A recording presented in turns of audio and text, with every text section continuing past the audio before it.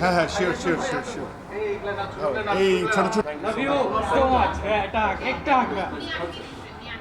এবার ঈদে আমার একটু একটু শরীর খারাপ, তারপরেও টিমের সাথে প্রতিনিয়ত আসা হচ্ছে শুধুমাত্র এই এই যে পাগলামি, এই যে ভালোবাসা, এটা দেখার জন্য। এই যে ছবি, না না প্লিজ আপনি যান, ছবি দেখতে যান please. And thank you so much. আমরা আসলেই আমাদের দম টিম অনেক কষ্ট করে কাজটা করেছে, একটা ট্রু ইভেন্টকে বেস করে গল্পটা একদমই বাংলাদেশি একটা গল্প, বাংলাদেশি মানুষের গল্প, একজন মানুষ। তো আমার মনে হয় যে আপনারা বাংলাদেশি কন্টেন্টের সাথে থাকবেন, সিনেমার সাথে থাকবেন, দম টিভির সঙ্গে থাকবেন। আমরা খুব পরিশ্রম করেছি, আর দিনের শেষে মনটা ভরে যায় এই যে এরকম কিছু ভালো কথা শুনলে, ভালো বাসা পেলে। মানুষের চাহিদার শেষ নেই, মানুষের পাওয়ার কোনো শেষ নেই, বা ভালোর কোনো শেষ নেই। হ্যাঁ, তো আমাদের চেষ্টা থাকে ভালো করার। আমি জানি না, এটা আপনারা বলতে পারবেন যে আমি কি আসলে ছাপিয়ে যাচ্ছি কিনা, বা আমার কাজগুলো ছাপিয়ে যাচ্ছে কিনা।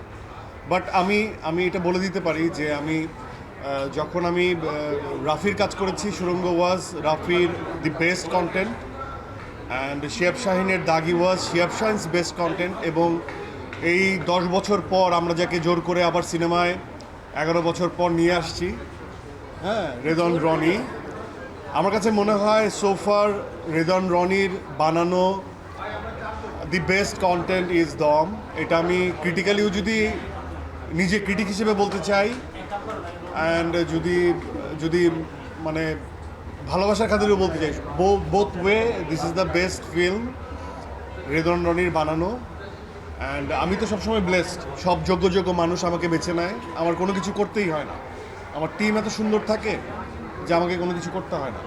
তো যেহেতু চাহিদার শেষ নেই, আশার শেষ নেই, আমার মনে হয় নেক্সট টাইমও আমরা একটা ভালো টিম যদি পাই, আমি ভালো গল্প যদি পাই, হয়তো বা আরও ভালো করার চেষ্টা করি।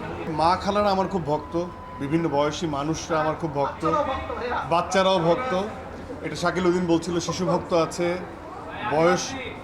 বয়স যাদের বেশি তারাও ভক্ত, বউরাও ভক্ত, হ্যাঁ, রমণীরাও ভক্ত। তো আমার কাছে মনে হয় যে আসলে আমার ভক্ত হওয়ার থেকে আমার মনে হয় যে সুস্থ ধারার সুন্দর মৌলিক গল্পের ভক্ত হওয়াটা অনেক বেশি ইম্পর্টেন্ট। আমাদের একটা জোয়ার এসেছে এখন বাংলা কন্টেন্টের, বাংলাদেশি সিনেমার। তো আমি চাই যে সবাই টেস্টফুল যে কন্টেন্টগুলো সেগুলো উপভোগ করুক এবং বাংলা সিনেমার পাশে থাকুক, বাংলা সিনেমাকে এগিয়ে নিয়ে যাক। আমাদের মিডিয়া কর্মী হিসেবে বা একজন প্রফেশনাল অ্যাক্টর হিসেবে বাংলাদেশের আমার কিছু দায়বদ্ধতা আছে বাংলাদেশের প্রতি, বাংলাদেশের কন্টেন্টের প্রতি আর পারফরমেন্সের প্রতি। তো আমার কাছে মনে হয় যে আমি দেশীয় কন্টেন্ট, দেশীয় চরিত্র নিয়ে কাজ করি, সেই দায়বদ্ধতার ভেতর থেকে।